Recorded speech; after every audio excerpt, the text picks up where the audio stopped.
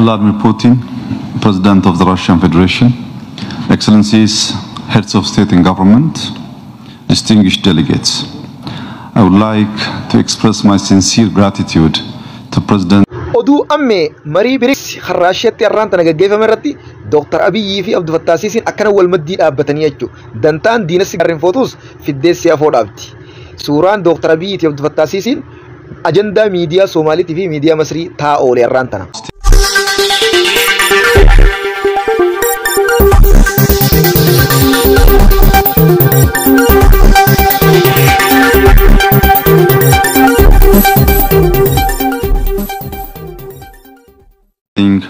The 16th BRICS Summit.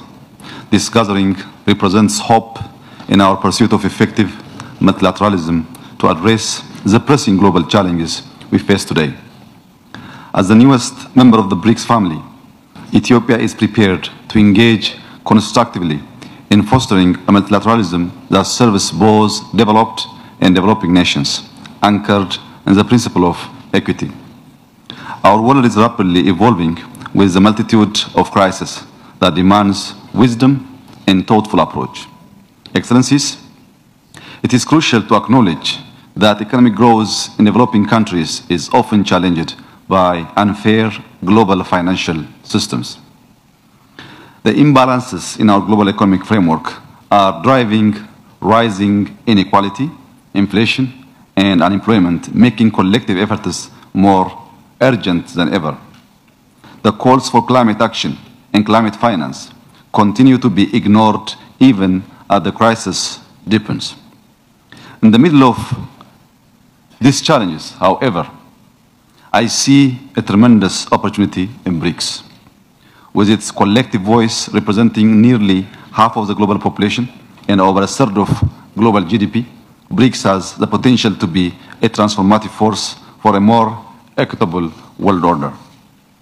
Excellencies, intra-BRICS trade, investment, and tourism can ignite economic growth that not only benefits our member states, but also serves as a model for cooperation and solidarity in addressing global challenges. We must leverage our diverse economies and high growth potential to achieve tangible economic gains that uplift our people. Enhancing cooperation in the development of artificial intelligence is also essential. I strongly support the proposal made both by President Putin and President Xi on this matter. Furthermore, the expedited consideration of membership requests to the new development bank will serve to enhance alternative financing, particularly for infrastructure projects that are crucial to our development. I believe BRICS is uniquely positioned to galvanize support for a fair and representative multilateralism. Together, we can champion reforms that address the concerns of developing nations and ensure that their voices are heard on the global stage. Ethiopia, in particular, wishes to emphasize that the reform of the UN Security Council deserves our attention. We have confidence that the countries at this summit will prioritize Africa's representation in the UN Security Council, adhering to the common African position. This is not just about representation. It is about justice, equity, and ensuring that all nations can contribute to global governance. Mr. President, Excellencies, Ethiopia exemplifies the practical relevance of our partnership, embodying the hope and potential that BRICS represents. Our nation, now the third largest economy in sub-Saharan Africa, is endowed with a young and dynamic workforce, vast arable land, and abundant renewable energy resources. These assets present unparalleled opportunities for investment and trade, and our ongoing macroeconomic reforms have unlocked new avenues for growth. Our Green Legacy Initiative, which mobilized our citizens to plant 40 billion seedlings in 6 years, stands as a testament to our commitment to sustainable and climate-resilient economic growth. Ethiopia is equally committed to ensuring food security, having become the largest wheat producer in Africa through enhanced productivity. Our investments in smart cities and tourism development highlight our cultural and historical richness, drawing visitors from around the globe. Therefore, I renew my call for strong intra-BRICS economic cooperation across sectors such as manufacturing, agriculture, energy, tourism, and importantly, artificial intelligence.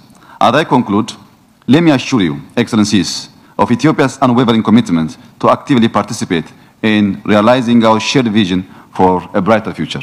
Let us ensure that our partnership not only addresses our immediate challenges, but also lays the groundwork for a more equitable and inclusive multilateral world. I thank you.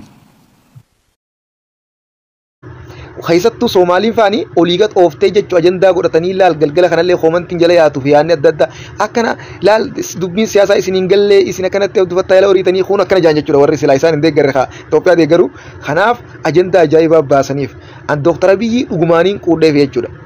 Maaliif jennaani abdufattaa siisitu dura dhaabbachuu jira. Dooktar Abiyyiin boodaan dhufee achi dhaabbate akkana wal maddii dhaabbatanii jechuudha. Isin galee dhugumaan nama ajaa'ibaati. Osoo abdufattaa siisiin irraa booda dhufee achi dabree tarree ta'an irraan dhaabbata malee as dhaabbataa natti hin fakkaanne Dooktar Abiyyi cinaa dhufeeti leenci akkana cinaa dhaabbatee akkana laalee jechuudha.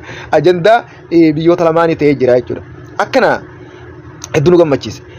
Mariin irraan tanaa gaa kan BRICS moggaafatee jechuudha wanta ta'ee Itoophiyaa yeroo jalqabaatiif keessatti hirmaachuudha akkasuma Saudi Arabiyaa Imaaraatis kanneen dabalatee Iraan faan kanneen duraan keessa jiranii ammoonuma carra qabeessa ta'eef Dooktar Abiyyiidha biyyoota jechuudha garii wajjin hariiroo hedduu fi marii addaa godhee obboleessa kiyya mootummaa jechuudha Imaaraat marii BRICS kuni walumaanuu wal nu agarsiisee wal nu mari'achi wajjin mari'annee jechuudhaan fuula Facebook irra maxxanse akkasuma jechuudha pirezidaantii Iraan dabalatee pirezidaantii Afrikaa kibbaa dabalatee kanneen hundaa wajjin marii godhaa oolee jechuudha Dooktar Abiyyiin carraan numa marii BRICS kuni Dooktar Abiyyiidhaaf carraa gaarii ta'ee onuma biyyoota akka Iraanii wajjinis walitti jechuudha fideeti haala yeroo irratti mari'achiisee jechuudha. Kanaaf bar wanni hundi Dooktar Abiyyi xeyruma taati bar toltuma taati bar waan gammachiise hedduu jechuudha biyyoota jechuudha kana wajjinis wal arkee jechuudha numa mariin BRICS kunu carra qabeessa Dooktar Abiyyi ta'uudha. Abiyyiin hedduutti gammadee kanarrattis kungaa carra yaani mariin BRICS kuni rakkoo diinagdee kan addunyaa kan doolaaraan afaan hidhamee kana